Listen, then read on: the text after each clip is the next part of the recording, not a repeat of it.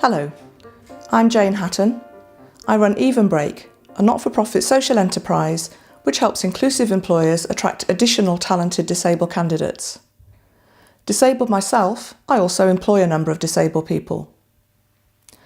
There are, of course, many legal and moral reasons for employing disabled people, but this film focuses on the business case. Employers from a variety of different organisations talk about their experiences, and they describe how being open to disabled talent has been good for their business.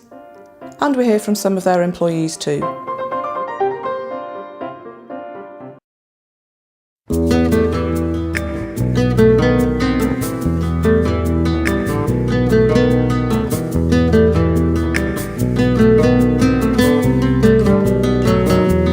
I'm Debbie Conroy and I'm the Head of HR for Shared Services within the Rank Group. Rank is a multi-channel organisation entertaining over 2.8 million customers. We've around 12,000 employees and more than 150 sites across the UK, Belgium and Spain. Our brands are Mecca, Grosvenor and G Casinos and Enracha. We are an equal opportunities employer and take a very proactive approach to this. Ben is just one of our employees who proves the value of this approach. I work for the Rank Group in the talent development team. I have a condition called muscular dystrophy, which is a degenerative muscle condition. It affects the upper and lower limbs of my body, which means I am a wheelchair user and I have limited strength in my arms as well. My job is currently a multimedia learning advisor. Ben's part of my team, and when we recruited him initially, he was doing a lot of administrative work, and it soon became really obvious that he had far more talent than that. So what we've done is we've promoted him into a role where he's designing and delivering multimedia for us.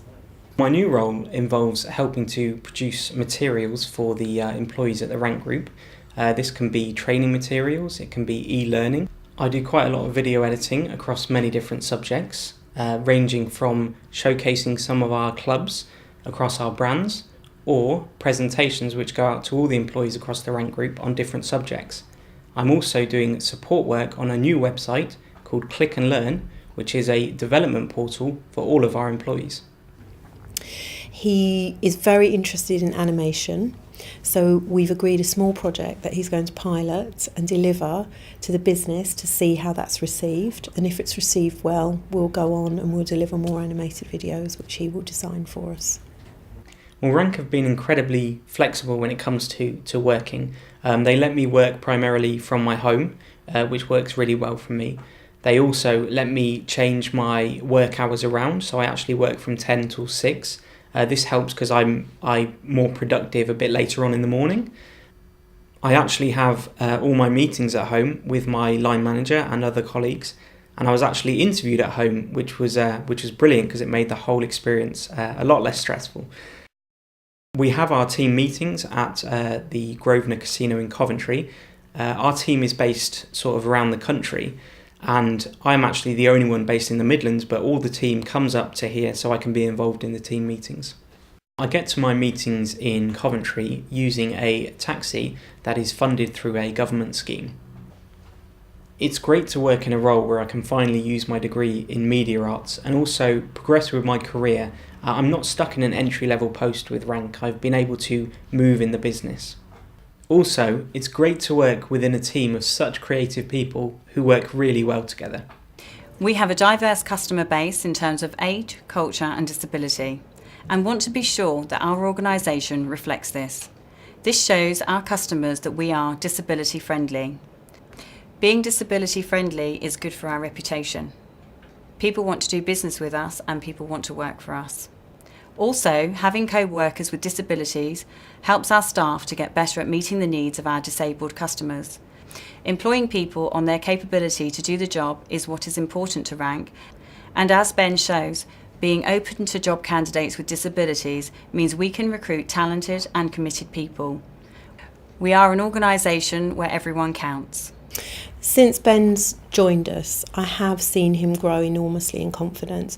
He's now putting forward his own ideas and he's happy to take the responsibility for an entire project. Ben is a great team player, he's a great asset to our team, and I would recruit him anytime.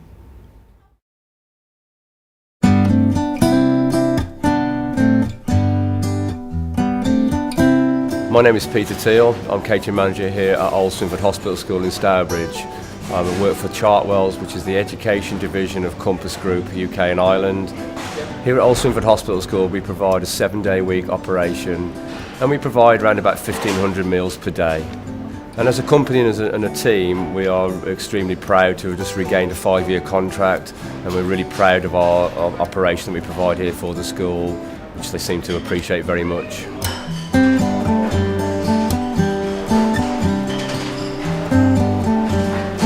Stephen has been currently employed here for 7 years. As I've never managed anybody with autism before, then I was a bit sceptical, and I do admit that. And he's made my mind at ease for the way he works, the way he talks to me, the way he listens to me, and the way he conducts himself around the kitchen.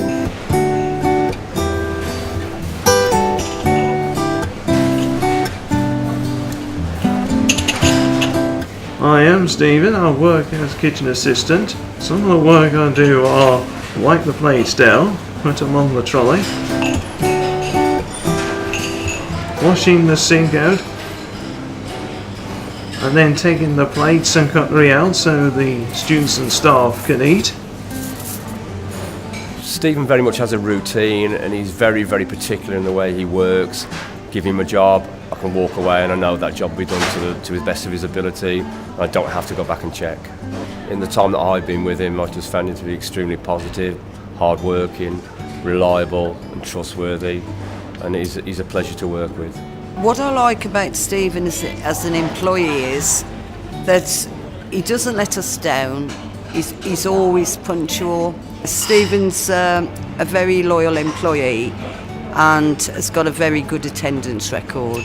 I can't even remember him having a day off. If I give Stephen a job to do, he does it to a high standard, the way I would do it. He doesn't cut any corners. I'm learning to do more food preparation now. I do cut vegetables, and I use the rolling pin. Then sometimes I do the puddings, and I'll make decorations on top of puddings. Stephen is very happy to learn any new skill. We're now learning Stephen some different preparation skills, weighing up ingredients and then putting them together and cooking them to a finished item. He makes biscuits and cakes, and everyone in the kitchen likes Stephen. We couldn't really ask any more of him. I really enjoy my job. I'm proud of the food we make, and it's good to be part of the team. I like to say to everyone out there, believe in yourself, don't give up, keep trying. This is my first experience of ever employing somebody with autism, and I found it to be a pleasure. I would really recommend that all employees look through the disability, look well beyond it, because beneath there is some absolutely stunning people out there, and I've got one in Stephen.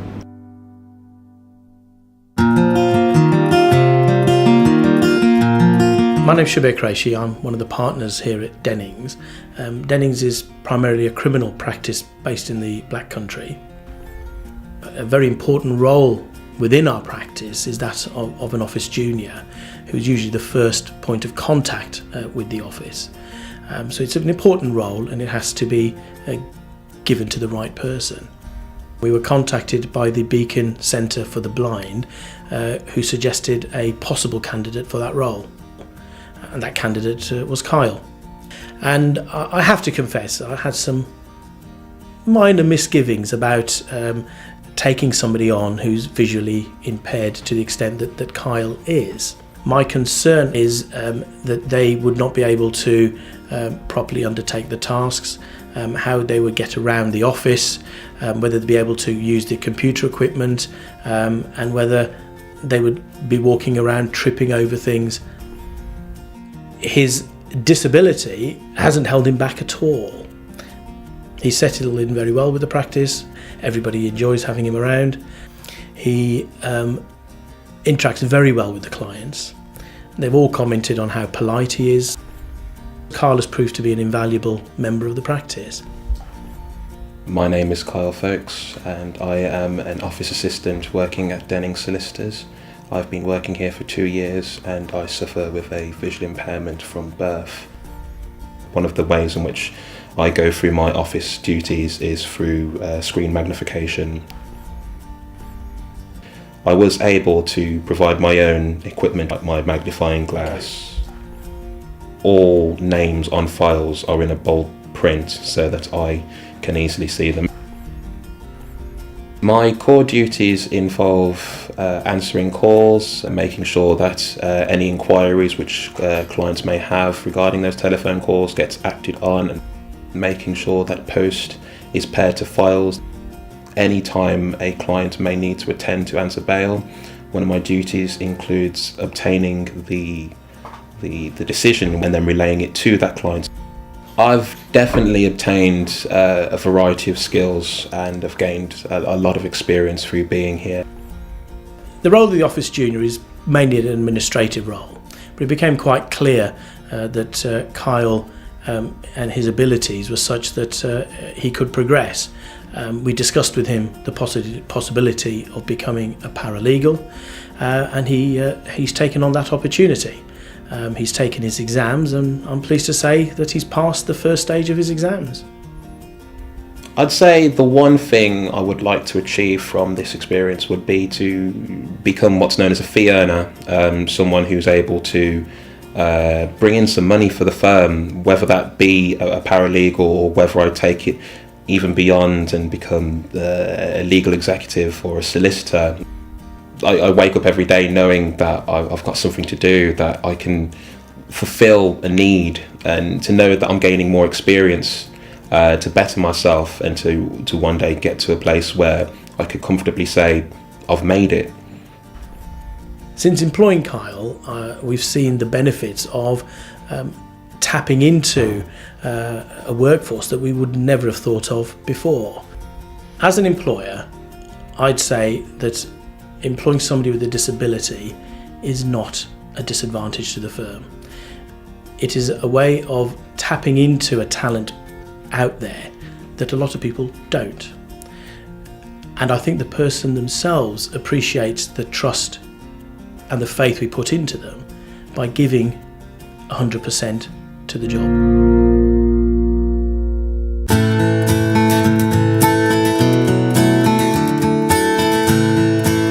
My name's Chris Perry. I'm the operations consultant for McDonald's. I'm in charge of 8 restaurants in the local area with a total turnover of around £19 million. In this industry there can be high levels of turnover, so we really value loyalty.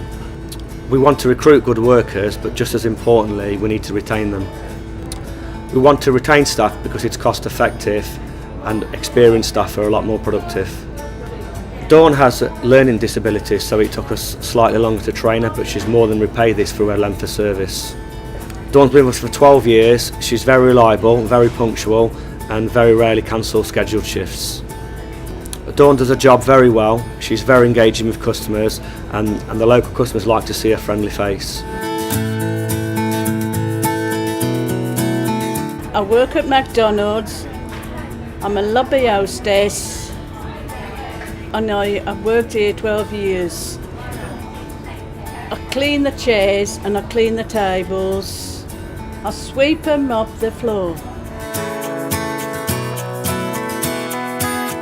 I clean the rubbish off the tables. I do the washing up when the breakfast is finished. Greet them customers and I talk to the customers. I like starting early in the morning. I start at 7 in the morning and I finish at 11. I like working here. They're nice people here. What I'd say to other employers watching this video is don't rule out staff with disability, as they bring great quality to the company.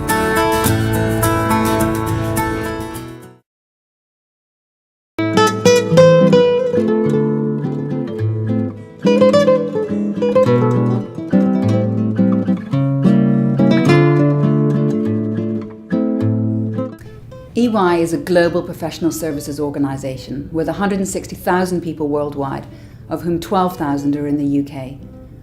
My name is Lisa Cameron and I'm the UK partner sponsor for our Disability Working Group, one of our networks set up by our people, for our people, as part of our commitment to diversity and inclusion. Having an inclusive working environment makes good business sense. Much more importantly, it's the right thing for us to do, for our people, for our clients, and for society. We are committed to finding and retaining the best talent, irrespective of an individual's background or circumstances.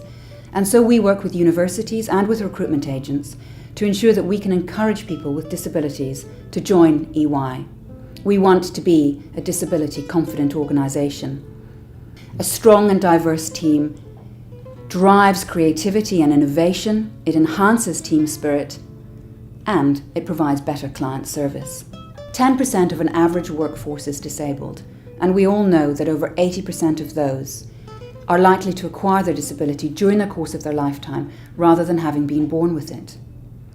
So we need to ensure that we can support our people, both those who join us with a disability and those who acquire one whilst they're with us. At a basic level, this means providing timely, reasonable adjustments. But much more importantly is having an open, healthy and supportive environment where people feel able to be open, to seek help quickly, and to ensure that they can continue their career as effectively as possible. Knowing that they're going to be listened to and supported also increases morale and people engagement. That means we have fewer absences, less time off work, and also increased productivity. Our Disability Working Group provides information, tools and support to those with disabilities, as well as those who care for somebody who does. We also support our 7 networks which sit as part of the Disability Working Group. These are communities of people with similar interests. We have those with a physical disability, those with dyslexia, autism, the Speech and Stammering Network, the Deaf and Hard of Hearing Network, those who are carers, and the Mental Health Network. The Mental Health Network is our largest network. It's got about 80 active participants. We have a number of events, including those with high-profile speakers, who come and speak about their experience in different walks of life. We've also just launched a buddying system for those who have suffered or are continuing to suffer from some form of mental condition. We buddy them with somebody who has experienced something similar so they can talk about their experiences together. This has been a really successful venture for us and led to a number of thriving and supportive relationships. As a business community, we have an obligation to do what we can to break down the stigmas and barriers which are often associated with disability. This means being open, talking about our experiences, being courageous, and acting as role models. We also need to challenge our unconscious bias. Senior leaders at EY, such as David, who have done just that, have led to inspirational results for our people. My name's David Bruin. I'm a partner with EY. I've been a partner with the firm for 17 years. I'm one of those people who have shared my story. I myself suffered from a serious mental health episode a few years ago, which caused me to have to take time off work and a period of hospitalisation. Prior to then, my career had been successful. I'd held a number of senior roles, had interesting roles within the firm. The firm were hugely supportive during my time off and was similarly very supportive in helping me return to work. And since then, certainly feel as if my career has continued to progress. I've got different roles now, but similarly challenging and senior, and stressful, interesting, very similar to what I was doing before. I'm proud to be able to share my story and share how supportive EY have been and the professional support that I got, the support I got from family and friends. And I hope that in sharing that story, other people will seek out support when they need it, and other people will provide support when their friends and colleagues are in need of it. And again, it makes good business practice that we have talented people. I said sometimes people get ill, and it's important that we do what we can to retain them in the organisation so they can continue to make a contribution to us and to our clients. So it's clear that employers who employ disabled people experience a range of business benefits. First and foremost, of course, they gain access to an impressive pool of talented and productive people. And there are other positives too. We've heard about loyalty and retention, and about how diverse teams are more creative and engaged, about how people who work alongside disabled colleagues get better at relating to disabled clients, and how, in turn, being disability friendly attracts more customers, disabled and otherwise. It's worth remembering that there are 11 million disabled people in the UK, spending up to £80 billion a year. Internal insight into that market has to be good for the bottom line. People want to work for organisations who have this positive approach. They also want to work for organisations who wish to retain staff who become disabled during their career. We have learned that this is possible through timely, reasonable adjustments, and also by providing a supportive and open environment so that people can ask for help early. I wonder what business benefits your organisation could gain by becoming more attractive, inclusive and accessible to disabled people.